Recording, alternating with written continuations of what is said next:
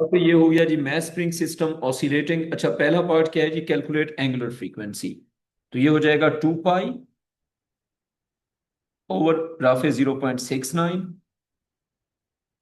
तो राफे अगर हम करते हैं 2 पाई ओवर 0.69, तो क्या आंसर आ गया राफे बेटा? सर 9.106। अच्छा, अब ये बताओ कि इसमें सिग्निफिकेंट फिगर्स कितने यूज करेंगे, बिकॉज 0.69 में टू सिग्निफिकेंट फिगर्स है ना। अच्छा, पहले तो क्या, 9.1। एक सेकंड, पहले कैलकुलेटर का लंबा आंसर बताओ क्या आ रहा है। 9.106065663। स्लो बताओ यार, मैं कोई कंप्यूटर तो नहीं हूं ना। सॉरी सर, अच्छा, 9.10606। 9.106, एक सेकंड यार, 9.10606। जी सर। हाँ, आगे। एंड 5663। 5663। और इसका बस। यूनिट हो जाएगा रेडियन पर सेकेंड। ठीक है। अच्छा, अब अगर हम इसको करते हैं round off to significant figures में, तो ये हमारे पास बन जाएगा 9.1, और इसका यूनिट हो जाएगा रेडियन पर सेकेंड। तो यहाँ पे हमने लिख दिया 9.1 और यूनिट हो गया रेडियन पर सेकेंड। लिख लो बेटा, 9.1 रेडियन पर सेकेंड। करेंगे डिस्कस वो भी। अच्छा, अब हम आगे आगे एंगल्स का भी होता है रूल, जब आएगा तो वो भी डिस्कस कर लेंगे। अच्छा, डिटरमिन द, तुम्हारे दिमाग में एकदम से एंगल क्यों है, बाकी चीज कोई क्यों नहीं है? अभी इसमें एंगल तो है ही नहीं। कहाँ पे? अच्छा अच्छा, वो लेकिन साइन कॉस तो नहीं हुआ ना। हाँ हाँ, लेकिन वो साइन कॉस में फर्क पड़ेगा, वरना तो एंगल भी, अगर हम इस फॉर्मूले की बात करेंगे तो इसमें तो जो रेडियन है वो एक न्यूमेरिकल वैल्यू। नहीं नहीं, यहाँ पे अभी ऐसे नहीं है। यहाँ पे ये जो ओमेगा वाला फार्मूला है, इसमें हम साइन कॉस तो यूज नहीं कर रहे ना।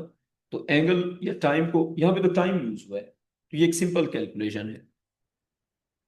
अच्छा राफे, अब आगे आगे अगला पार्ट है determine numerical equation for the variation with time T of the displacement.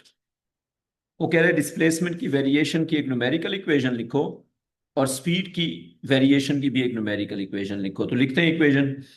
उसने ये बताया हुआ है कि टाइम जीरो कहाँ पे है। The mass is released at time zero. अच्छा, रिलीज कहाँ से किया है, लोअर पोजीशन से या अपर पोजीशन से? राफी बताओ जरा। The stationary mass is pulled sir vertically. Lower position से। लोअर पोजीशन से। अच्छा, एक काम करते हैं, एम्पलीट्यूड कितना हो गया ये बताओ जरा। एम्पलीट्यूड हो गया 2.1 सेंटीमीटर। क्यों? अगर नीचे की तरफ पुल किया 2.1 सेंटीमीटर, तो 2.1 सेंटीमीटर उसका क्या हो जाएगा? एम्पलीट्यूड। अच्छा, उसके बाद ओमेगा हो जाएगा 2 पाई ओवर टाइम पीरियड, तो ये हो गया 9.1 रेडियन पर सेकेंड। अच्छा, अब डिस्प्लेसमेंट की इक्वेशन क्या बनेगी? एक्स इज इक्वल टू, अगर लोअर एक्सट्रीम से शुरू किया है तो -a, साथ कॉस, और साथ ओमेगा टी। तो ये हमारे पास बन जाएगा x is equal to negative, Rafay amplitude होगा 2.1 सेंटीमीटर ना, जी सर। और साथ आ जाएगा कॉस ऑफ, ओमेगा की जगह क्या आ जाएगा? 9.1, और साथ हो जाएगा टी। तो कॉस ऑफ 9.1 और साथ टी। तो इक्वेशन बन गई x equal to -2.1 cos of 9.1 t. Rafi कोई कंफ्यूजन इसमें? नो अच्छा, सर। अब हम आते हैं आगे। अब स्पीड की क्या इक्वेशन होगी? तो बेटा स्पीड की इक्वेशन होगी, ये देखो, v is equal to cos का रेट ऑफ चेंज क्या होता है? नेगेटिव साइन ना राफे। कॉस का रेट ये ऑफ चेंज बिल्कुल। होता है नेगेटिव साइन। तो जब जी। कॉस होता है तो साइन चेंज हो जाता है। तो ये नेगेटिव हो जाएगा पॉजिटिव, और साथ बन जाएगा 2.1 इंटू 9.1 इंटू, राफे कॉस की जगह क्या आ जाएगा? साइन, और 9.1 टी। आती है समझ? जी सर। तो मैं dy/dx लिख के शो कर सकते हैं हमने किस तरह किया? ना करो तो बेहतर है। वैसे कर सकते हैं, कर सकते हैं, जो बच्चा मैथ्स लेता है वो कर सकता है, एग्जामिनर एक्सेप्ट करेगा। 2.1 इंटू 9.1 कितना आ गया? हाँ राफे। 2.1 इंटू 9.1 क्या आ गया बेटा? 19.11। 19.11।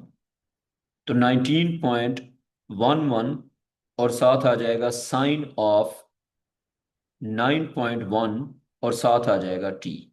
सो this is equation for velocity. Rafay done. जी सर। बी पार्ट देखो क्या कहा हुआ है। बी पार्ट में कहा हुआ है calculate the total energy of oscillation of the mass. B part में कहा हुआ है कि मैस की आप कैलकुलेट करें टोटल एनर्जी ऑफ ऑसिलेशन। इसकी जो हमने इक्वेशन सीखी हुई है, अरे इस टोटल एनर्जी की जो इक्वेशन होती है ना ऑसिलेशन में, ये हम कर रहे हैं बी पार्ट। वो हमने सीखी है 1/2 into M into omega square into amplitude का स्क्वेयर। ठीक है। और अगर हम देखें एम हमें गिवन है, ए हमें गिवन है, ओमेगा की जगह हम टाइम पीरियड लेके आ सकते हैं, क्योंकि टाइम पीरियड गिवन है तो इट्स बेटर कि हम जो रॉ डाटा है उसी की फॉर्म में ही पुट कर दें। तो रॉ डाटा यूज करना is always better. Total energy is 1/2 into M into omega की जगह क्या आ जाएगा? 2 पाई ओवर टाइम पीरियड, इसका स्क्वायर और साथ हो जाएगा एम्पलीट्यूड का स्क्वायर। तो ये बन जाएगा total energy is equal to 1/2। Rafay M की जगह पे क्या आ जाएगा? एम कितना गिवन है मैस? 78 ग्राम। 78 ग्राम्स। तो 78 ग्राम हो जाएगा 78/1000। 78/1000 तो 0.078 ना। जी सर। हाँ 0.078 के किलोग्राम। 0.078 इंटू 2 पाई ओवर 0.69 और इंटू राफे एम्पलीट्यूड की जगह पे आ जाएगा 2.1 इंटू 10 पावर -2 ना,